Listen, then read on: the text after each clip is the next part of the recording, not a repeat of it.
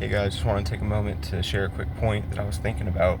You know, a lot of people, including myself, view this whole world as built on lies and human suffering. And while it is, I just wanted to point out that there is a big difference between avoiding the truth and outright lying. I think most people aren't really outright lying to themselves or each other.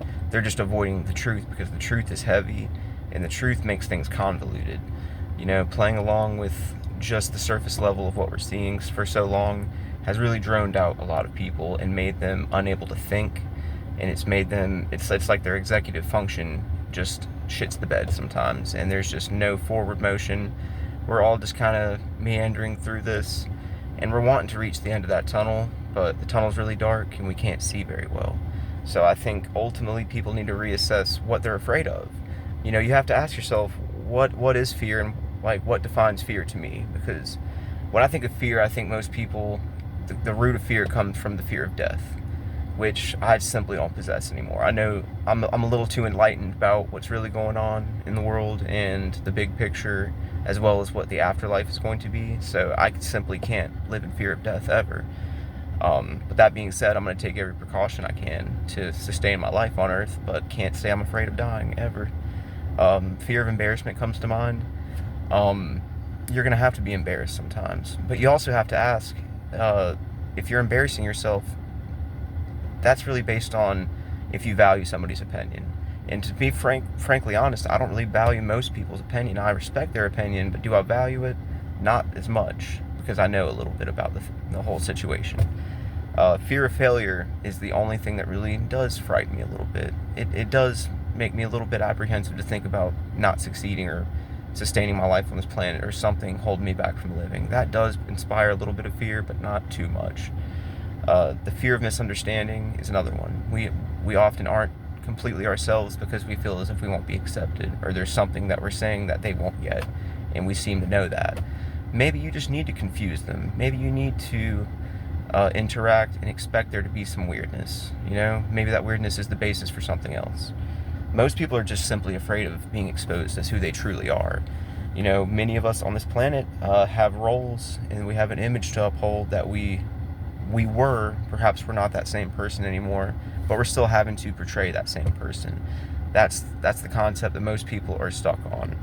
But remember that the image that we represent and who we truly are in this world is usually two separate things entirely that never commingle. And if they do, then things may go haywire for those people who can't handle it. But the function and flow of this world requires, simply put, that our roles never change, that we're adhering to it.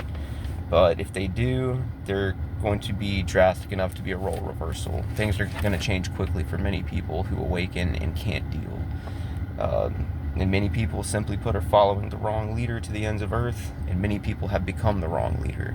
They've gained a little bit of control or power over other people through insidious, selfish means, and they can't rip themselves away from that. Hopefully that scares them enough once they realize that, yeah, I can't be the controller of another human being. I can't influence them anymore. I want them to have that realization and be scared about it, because they need to be. But some days I wonder, like, how do I keep my own head on straight? And to be honest, it's because I stick to myself and I don't allow the school of thought of other people's to influence me. I am going to exist in my own little sphere and bubble, and maybe other people see it. There's about 30 or 40 people that seem to religiously watch what I say and do. That's a small number of people, but that's still a number of people. So thank you if you are watching this and taking it to heart. I love the fuck out of you for that.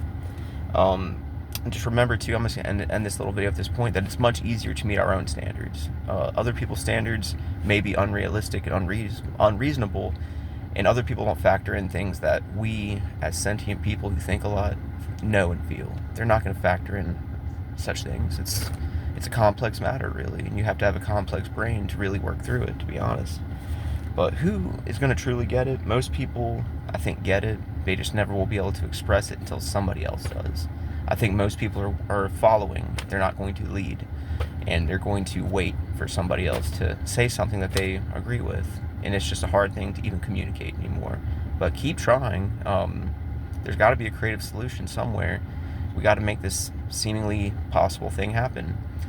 And I just have so much to say, but I'm going to literally end the video with this, though, that there's a lot of people that I miss who I've never met. So I miss you guys if you are watching this. It's a weird thing to say, but we're here again and we're doing the same things, if you know what I'm saying. But anyway, peace.